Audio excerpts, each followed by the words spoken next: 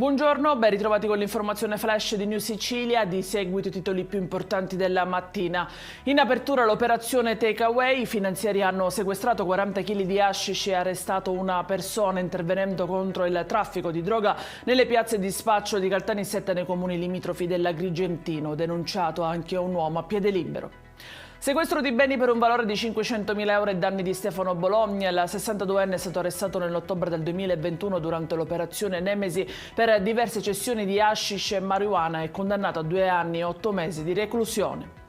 Il rapporto Ecosistema Urbano 2024 di Lega Ambiente conferma una fotografia negativa per Catania, che quest'anno occupa l'ultimo posto tra i capoluoghi italiani per qualità dell'ambiente. Dopo essere stata penultima lo scorso anno e ultima già 2 anni fa, la città si conferma molto indietro su diversi indicatori chiave.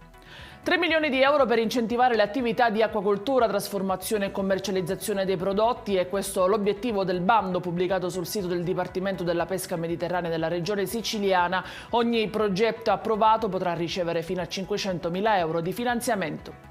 Ricorre oggi l'Internet Day, l'anniversario della più grande rivoluzione dell'ultimo secolo. Era il 29 ottobre del 1969, quando l'invio di un messaggio ha segnato l'inizio di una nuova epoca. Ed è tutto per questa edizione. I dettagli come sempre su queste notizie, ve lo ricordo, li trovate sul nostro sito www.newsicilia.it e sui nostri canali social. Grazie per averci seguito e a più tardi con nuovi aggiornamenti.